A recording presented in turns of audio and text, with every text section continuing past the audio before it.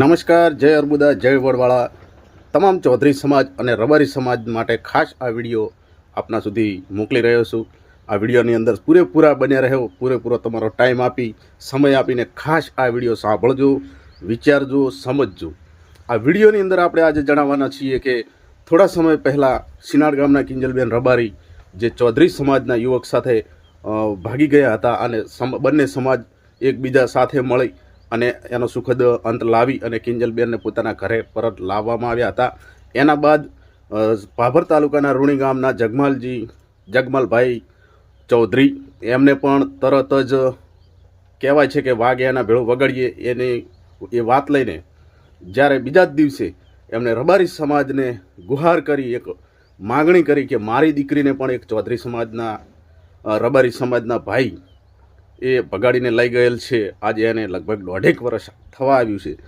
તો એવાની અંદર કે મારી દીકરી મારા ઘરેથી થોડું ઘણું ચાંદીના દાગીના, સોનાના દાગીના આવું બધું લઈને ફરાર થયેલ છે.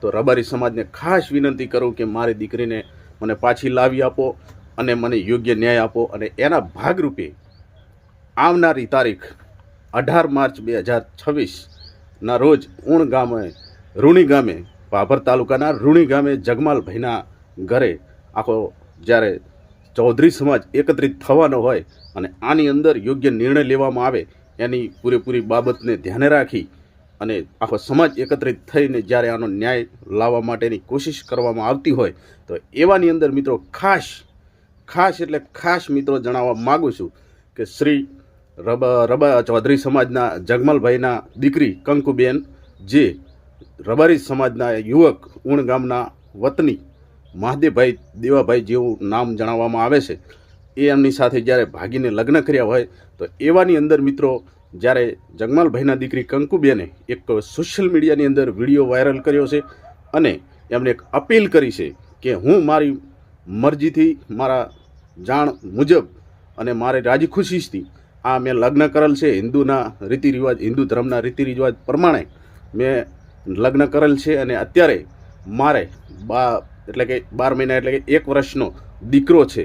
તો મારો પરિવાર, મારું લગ્ન જીવન, મારો માળો વિખેરાઈ ના જાય, મારા દીકરાને અન્યાય ના થાય, અમને અન્યાય ના થાય એ પ્રમાણે ચૌધરી સમાજને વિનંતી કરી છે, બંને સમાજને વિનંતી કરી છે કે તમે એકત્રિત થાવ, બધું કરજો પણ યોગ્ય ન્યાય મળે, મારો માળો વિખેરાઈ ના જાય. મેં મારી મનની મરજીથી અને સમાજના રીતિરિવાજ પણ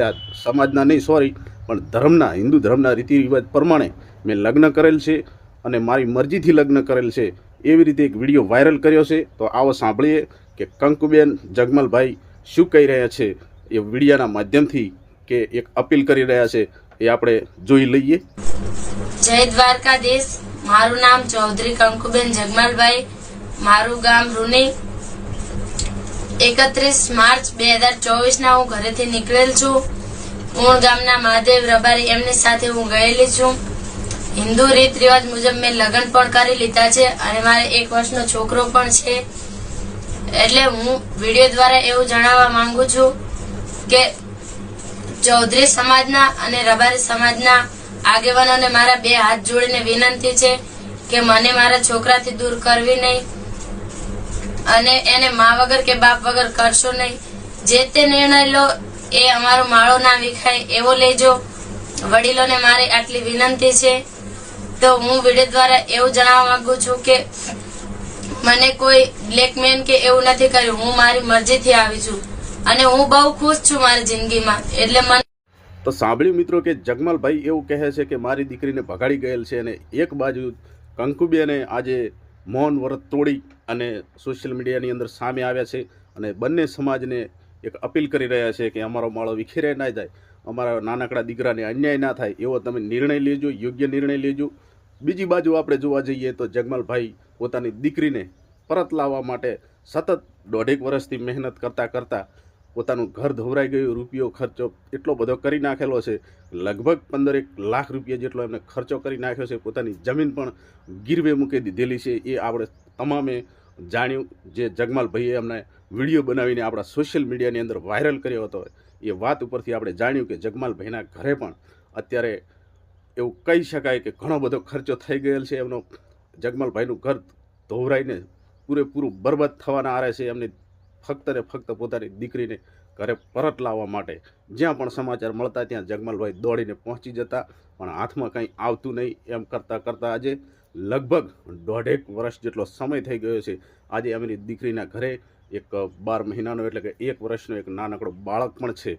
તો હવે આની અંદર આ બંને સમાજ જ્યારે 18 તારીખના એકત્રિત થવાના હોય, બંને સમાજના આગેવાનો, નાના મોટા કાર્યકર્તાઓ બધા એકત્રિત થઈ અને હવે આ પરિવારની સાથે કેવી રીતનો ન્યાય કરે છે, બંને સમાજ કેવી રીતની સમજૂતી લાવે છે, એ પણ આપણે આગળ જોવામાં આવશે. પરંતુ ખાસ એ જણાવવા માગું કે કદાચ કંકુબેનને કદાચ એક પણ સંતાન ના હોત તો દીકરીને પાછી આપવામાં પણ કંઈ વાંધો હતો નહીં. હવે આ બાજુ એક નાનકડા દીકરાનું ભવિષ્યની વાત જ્યારે આવતી હોય તો આ બંને સમાજની પોતાની કેવી રીતની સમજૂતી આવે છે, કેવો નિર્ણય આવે છે, એ પણ આવનારા સમયની અંદર આપણને જાણવા મળશે. કારણ કે જ્યારે રબારી સમાજની દીકરી ચૌધરી સમાજના યુવક દ્વારા ભગાડી જવામાં આવી હતી, એના બાદ બંને સમાજ એકત્રિત થઈ અને કિંજલબેન જેવા રબારીને એમ કે બંને સમાજની સમજૂતીથી, સમજણથી, બુદ્ધિપૂર્વક અને કોઈ પણ વાદ વિવાદ ના થાય અને સમાજની અંદર ગેરસમજ, બંને સમાજની અંદર ગેરસમજ ઊભી પણ ના થાય, એ પ્રમાણે એ નિર્ણય લેવામાં આવ્યો અને બધું શાંતિપૂર્ણક સમાપ્ત થઈ ગયું, સમાધાન થઈ ગયું. તો હવે આની અંદર તો એવું છે કે જ્યારે કંકુબેને મહાદેવભાઈ સાથે ભાગી અને લગ્ન કરી લીધા હિન્દુ ધર્મના રીતિરિવાજ પ્રમાણે, પરંતુ કંકુબેનને અત્યારે 1.5 વર્ષનો પુત્ર થઈ ચૂક્યો છે. આપણે વિડીયોની અંદર પણ જોયું, એક માસૂમ બાળકનો શું વાંક. સમજદાર વ્યક્તિઓ કંઈ પણ ભૂલ કરતા હોય, કોઈ પણ કરતા હોય, પણ અત્યારે હવે એક 1.5 વર્ષ 12 મહિનાનું બાળક, 1 વર્ષનું બાળક, એ ક્યાં સમજે છે કે અમારી સાથે હવે કેવી પરિસ્થિતિ થવાની છે, મારે શું થવાનું છે, મારે મા બાપથી વિખૂટો કરશે કે નહીં કરે, એવું એ બાળકને અત્યારે કોઈ સમજણ નથી. હવે એ બાળકનો કોઈ આની અંદર વાંક પણ નથી.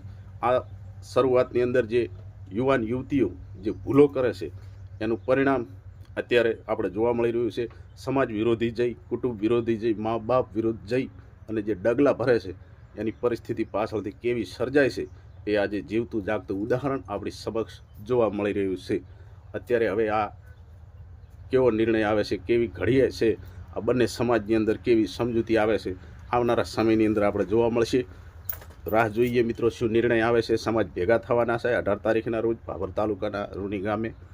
તો હવે આપણાથી કંઈ કહેવાય નહીં, પરંતુ બને એટલી સુધી કાળજી રાખો, સતર્ક રહો. અને હું તો આજે તમામ ધર્મની, તમામ સમાજની દીકરીઓને કહેવા માગું કે સમાજ વિરુદ્ધ આંતરજ્ઞાતીય લગ્ન કરવાનું ટાળો.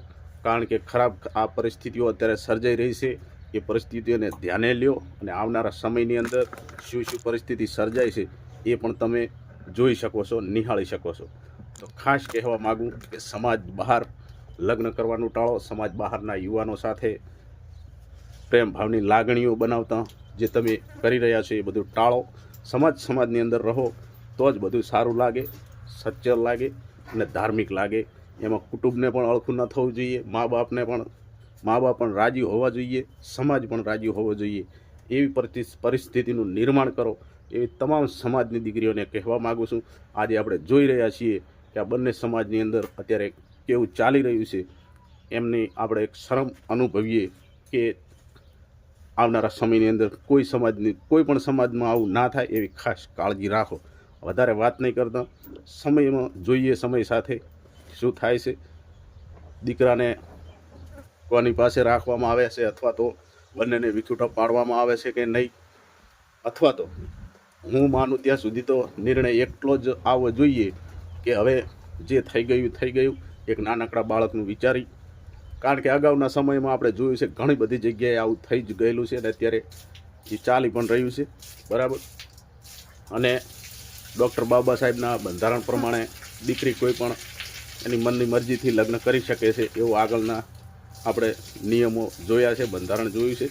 પરંતુ સમાજની અંદર જ્યારે આવા મતભેદો ઊભા થાય છે ત્યારે શું કરવું શું ના કરવું એ કંઈ સમજણ પડતી નથી, બરાબર. પરંતુ જે જગમાલભાઈને આટલો ખર્ચો થઈ ગયેલ છે, એમનું ઘર ધોવરાઈને એકદમ બરબાદ થઈ ગયું છે, તો એમને પણ યોગ્ય ન્યાય મળે. જે એમને ખર્ચો કર્યો છે, એમની જમીન ગીરવે પડી છે, એ પણ કદાચ સમાજની સમજૂતી લઈ એકબીજાનો નિર્ણય લઈ અને જગમાલભાઈને જે પણ ખર્ચો થયો એ ખર્ચો પરત મળે અને પોતાની દીકરીને આશીર્વાદ આપે. એક નાનકડા દીકરા સામે જોઈ વિચારી અને એમની જીવનમાં એમને જીવવા દે એવી પણ આપણે અપીલ કરી શકીએ. બાકી બંને સમાજને જે કરવું એ કરી શકે છે. આપણે આમાં કોઈ કહેવાવાળા છે નહીં. બરાબર, તો જોઈએ આવનારા સમયની અંદર શું સામે આવે છે. બરાબર, ધન્યવાદ. જય અર્બુદા, જય વડવાળા. વિડીયો ગમ્યો હોય તો મિત્રો લાઇક, શેર અને સબસ્ક્રાઈબ કરજો. ચેનલને સપોર્ટમાં બન્યા રહેશો. મળીએ આગળ નવા વિડીયોમાં નવી ચર્ચા સાથે. રામ રામ, જય માતાજી.